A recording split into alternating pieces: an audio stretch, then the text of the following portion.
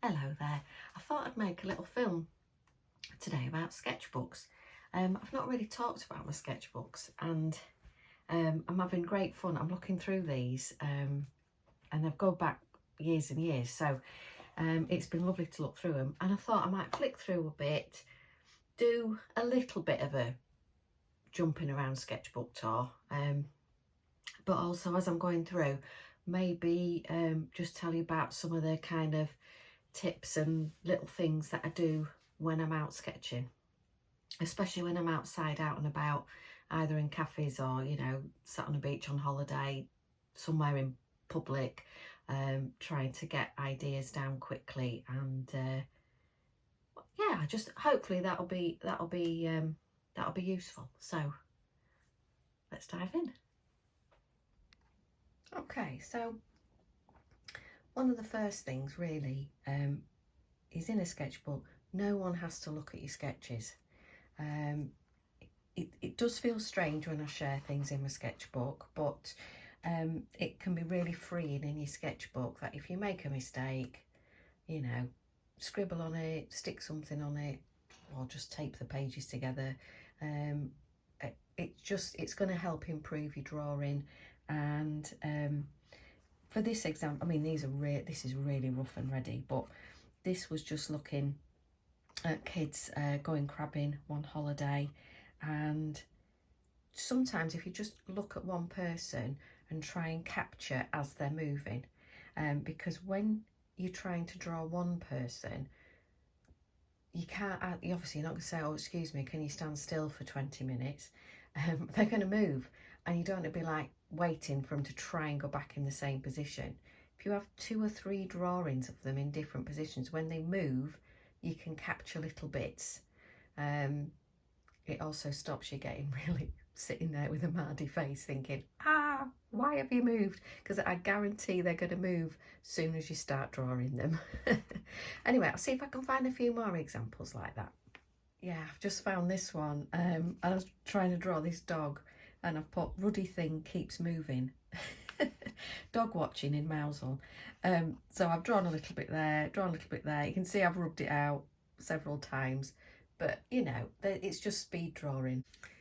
Here's another one, just watching my daughter when she was younger, playing on the beach, and you know, there's hardly anything there, but hopefully it's, well, kind of, I guess, captured that sense of her running and jumping around, and then she's moved her body that way. But yeah, super quick drawings. Don't be frightened of trying to do quick drawings and not finishing them. I think one of the other things as well to consider, if you can help it, is if the person's moved, gone away, it's left unfinished, I personally wouldn't then try and finish it, because it's not going to have that sense of energy. And these are just sketchbooks, you know, they're just quick sketches. Another thing you can do in your sketchbook is try out your materials. So here, super quick, you know, 2-3 minute sketch of a landscape as I'm again on holiday, sat on a beach, and just really quick watercolour washes, and then using the end of my brush to kind of scratch into the paint and get some texture, and just to quickly play around with palettes and trying out different things. Something else that I try and do in my sketchbook as well is just write little tiny snippets, things that I've seen, things that I'm thinking about, overheard, and as soon as you go back to that sketchbook, I mean, this was just from 2009. Oh, you can hear Middy. Here she goes.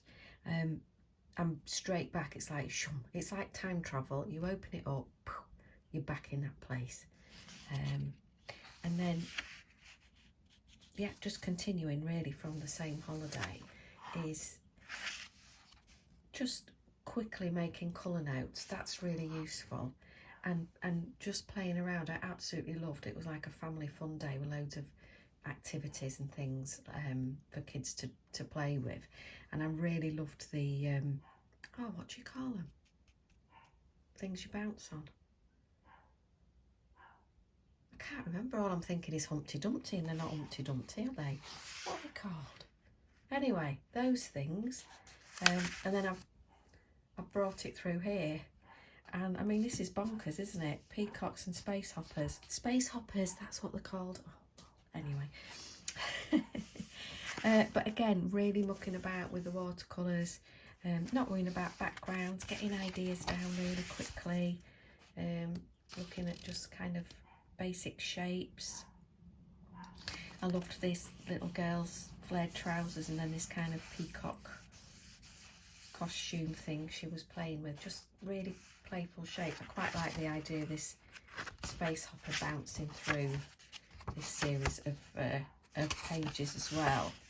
Yeah, and I've written here what at the end of the day, it's all a bit surreal now, with space hoppers and grumpy kids ready to go home.